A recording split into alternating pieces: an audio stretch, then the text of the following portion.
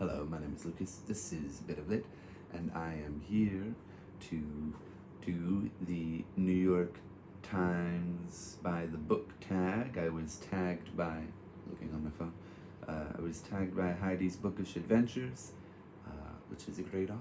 I have not been tagged in a long time, and she gave some great answers. And so I'm going to do the tag. Everyone is tagged. The end. Um, so, number one, what book is on your nightstand now? And that would be, I won't read it for a while, but Labyrinths by Jorge Luis Borges. I can't really say Borges? I don't know. Borges. Anyway, it's a collection of short stories. Got it from work, and I don't know, it's got some strange stories. My boss was recommending it to me, so I thought I would give it a shot. I don't know anything about him, but I do also have a coworker that is from Argentina, where this author is from, and he recommends it as well. He's read it in Spanish, I think, but not in English, but I'm looking forward to it. Number two, what was the last truly great book you read? I would say probably In Dubious Battle, which I read in the beginning of December. It is by John Steinbeck, and it is a novel. Maybe you can hear the fan of the AC, because I got a new one. I've got Charmander and a little teddy bear, and the company's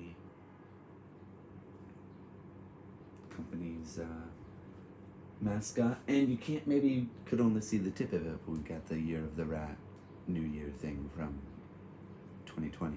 Anyway, what was they doing? Yeah, it's about a strike.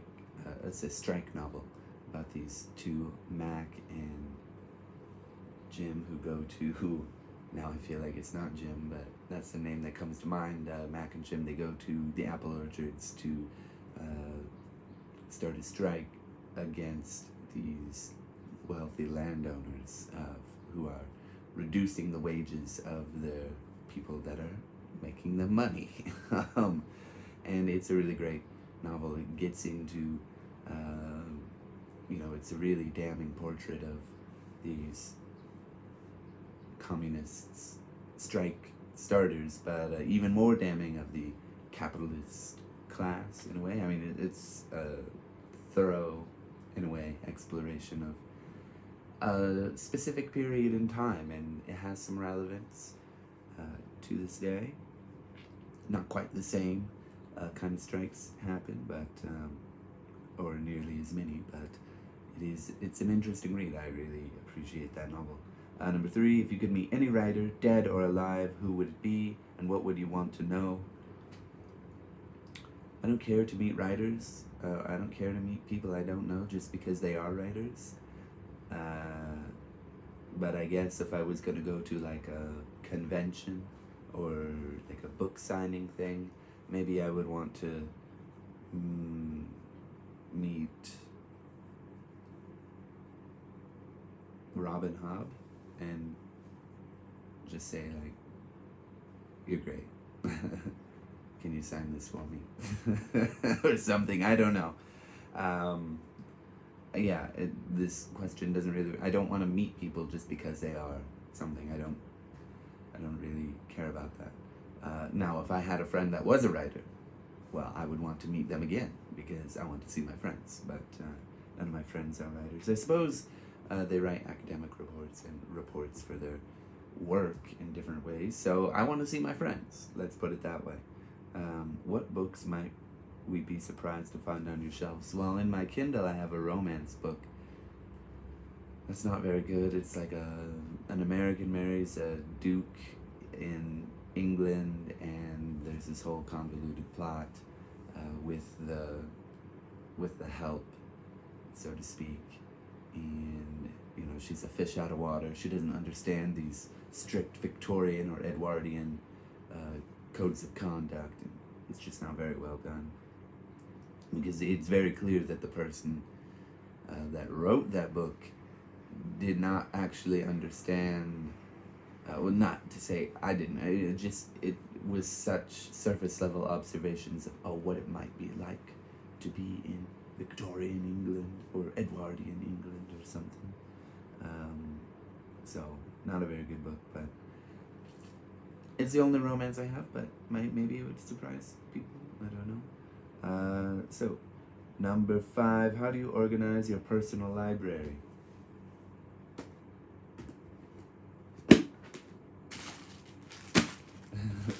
I just put them in. I would show you, but it's way over there, and I'm not tissues. It's just put in randomly by some chaos goblin, and then I have a not very hard time because I don't have too many books, but no, not that book. Nope. But that's about it. They're just put in at random. What book have you always meant to read and haven't gotten around to yet? Anything you feel embarrassed never to have read? I don't feel embarrassed not to have read something. I will get to it in due time. But the book that I've meant to read and haven't gotten around to yet is this one, The Hero with 1,000 Faces by Joseph Campbell.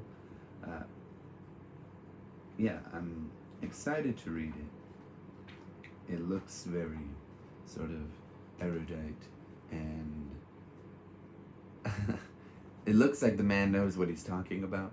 I don't think this is probably the end-all be-all of understanding stories that we tell each other, but I've wanted to read it for a long time just to see what he's about. I mean, in my classes, some of them, when I'm trying to get the kids to write stories, I explain the hero's journey because I know it, but I don't know it in depth from this sort of academic sense. So from The Hero with 1,000 Faces. So I'll be interested to read that in due time. Hopefully I will start this month. I think I will, maybe in the beginning of February. We will see.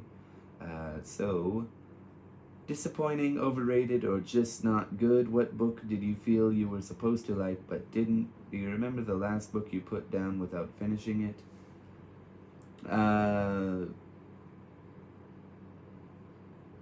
There is a book I put down in December because I just couldn't stand it. No. I was reading Homicide, Life on the Killing Streets, and I was like getting bombarded with the horrors and just I can't read this. But then I did finish it, and that's a great book. But disappointing, overrated, or just not good. How about disappointing, overrated, and just not good? Any book by Stephen King. Anyone who's watched this channel for a while knows that I have given him plenty of chances, and I will continue to, against my own I don't know what I'm trying to say. Personal advice for myself: don't do things that hurt you. Yeah, I'm not a fan. If you're a fan, cool. I just don't like his work.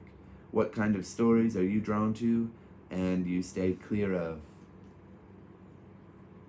I'll read pretty much anything, I think. I don't really like stories where the character doesn't change, but everything around them changes. So the character doesn't have to change for the better. I suppose I do like those a little bit more because it's nice to see some development in a positive way and see that people can better themselves, or characters can better themselves, and readers can take inspiration from that. But it's also nice to read. I mean, less nice in a way, but nice to read books where a character will change, but they will just, through their own personality traits or decision-making skills, actually get worse, and that, or at least their life situation can get worse, which causes them to make worse decisions. That can be really interesting too. Not necessarily as nice to read, maybe a little bit more fun in some instances, but also scary. Also, you can take inspiration. don't do that. Yeah, I don't really like books where the character changes everything around them and they don't change all that much. I don't mind them, it's just not something I prefer. I like to see personal growth. And if someone personally grows and makes the world a better place too, and cool. Or worse, I suppose. But I don't need that in my life right now. So, if you could require the president to read one book, what would it be? The president can't read. So, number 10, what do you plan to read next? I'm currently reading The Romance of American Communism, which is an excellent excellent nonfiction sort of explanation of what communism meant to people, because she does some interviews with people that were part of the Communist Party and what it meant to them and what happened to them after the fact, basically of the 50s, of the Communist Party sort of dissolving in America, and that's really great. After that, I plan to read Crime and Punishment, because everybody and their mother on BookTube is reading Crime and Punishment, and I want to be part of the crew. So, that's that. Thank you for watching.